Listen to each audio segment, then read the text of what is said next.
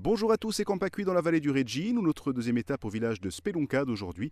Nous allons parler de la confrérie du village avec Jean-Dominique Poli et Julien Ambrosini, tous les deux confrères. RCFM et Campacui. Ce qui frappe dans les confréries, c'est le fait que ça remonte au Moyen-Âge. Enfin, on sait que la nôtre, par exemple, celle-ci, eh bien, c'est à peu près 1632. Et tout cela se met en place dans un univers très, très, très religieux, évidemment, et avec une population qui est très croyante. Alors ça, c'est déjà quelque chose qui est très important à situer. Cette confrérie, elle a eu une histoire. Chaque fois qu'il y a de grands événements, on sent que la confrérie, elle est présente, par exemple, pour des jugements de paix. Ce sont les pacheri.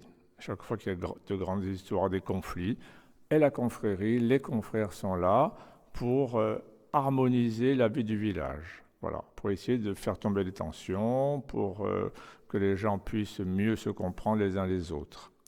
Et puis il y a aussi, vous voyez, ce qu'on voit ici, obedience à Dieu. C'est-à-dire, le fondement, c'est aimer Dieu et aimer son prochain. Ça va ensemble, l'un avec l'autre. Donc ça veut dire servir. Le fondement même de la confrérie, c'est servir. Pas se servir, servir. Ça, c'est un fondement qui a toujours été à la base même de la vie de la confrérie. Alors aujourd'hui, notre devoir premier en tant que confrère, c'est une chose, c'est l'accompagnement des morts.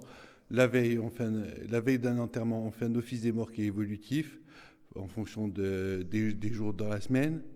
Ensuite, si le corps est au village, on va le chercher le lendemain et on va jusqu'à l'église, on l'accompagne jusqu'à l'église, on lui chante sa messe bien sûr, et ensuite on l'accompagne jusqu'au cimetière. Si, par exemple, le décès a lieu ailleurs, il y a quand même un office la veille.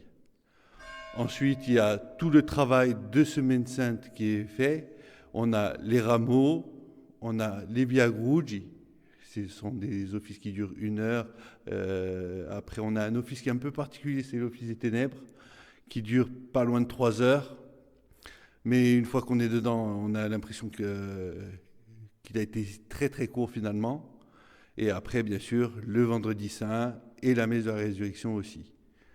D'autre part, on a des fêtes patronales tout au long de l'année, que ce soit notre saint patron qui est Saint-Antoine Abbé.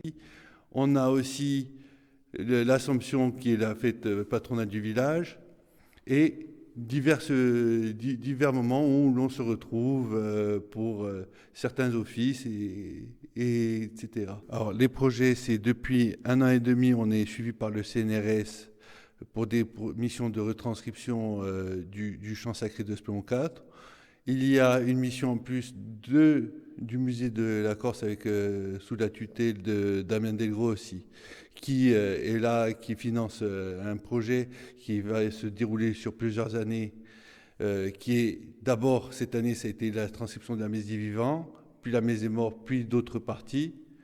Et c'est un travail qui est fait avec la musicologue Mélanie Colin-Crémonese, qui est là, qui était là pendant 3 semaines dernièrement, qui a fait un travail déjà extraordinaire d'enregistrement et de collectage.